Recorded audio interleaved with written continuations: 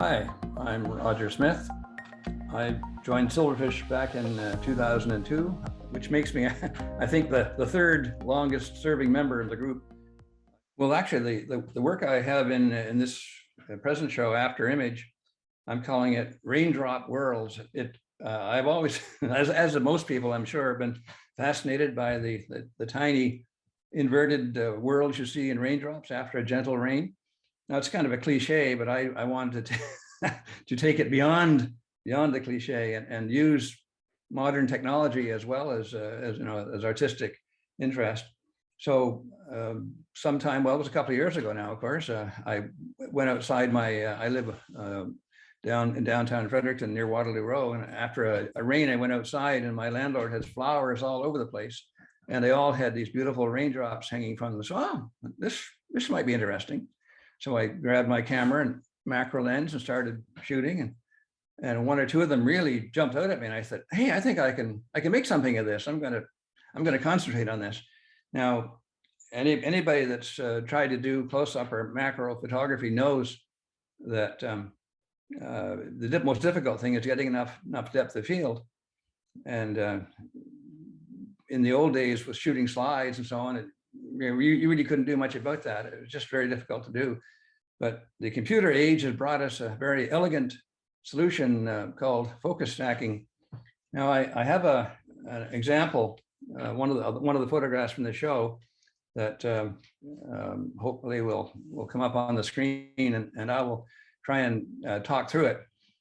But if you look, what happens with focus stacking, you put your camera on a tripod, and you usually use a macro lens in this case. And I was trying, so I focused on the nearest raindrops. This was a Cosmos stem, beautiful.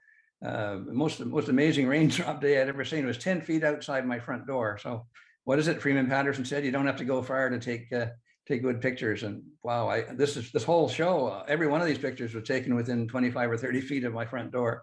So anyway, I went out and oh my, wow, look at that. So I grabbed the camera and the macro lens and tripod and very carefully set it up to line it up with the water drops. And I brought back the focus. And with focus stacking, you take a picture at the nearest point of focus, you change the focus ever so slightly and take another one, and ever so slightly take another one. So you end up taking 4 or 5, in this case, about 10 photographs at slightly different focal points. So you have 10 photographs, with one little part of it in sharp focus. And you put it on in your computer, and the specialized software analyzes these, say in this case, 10 photographs, selects the sharpest points, puts them together in one beautiful big in focus picture. And I hope you can see that from the picture. I call it Cosmos in Cosmos, because it really shows as I say, these raindrop worlds. And the prints I made for the show are quite large. They're big enough that the actual water drops are magnified something like 20 or 30 times. So you can really see the detail of these little upside down worlds. So I would guess, when you talk about, is this a personal experience, or is it a purely creative exploration? I guess it's a bit of both. It certainly was more of a creative exploration, I think, and trying to perfect my focus stacking technique. But the other thing was, when you're doing it outdoors, the slightest bit of breeze, of course, if there's any motion, then all bets are off. It doesn't work. So I did it about 5 or 6 times before I got, I think I got 2 out of the 10 times I did it, of these 10 individual shots that worked perfectly. And so it was just such a great experience. And being able to step inside for a cup of coffee was was nice too, not having to go out in the jungle somewhere.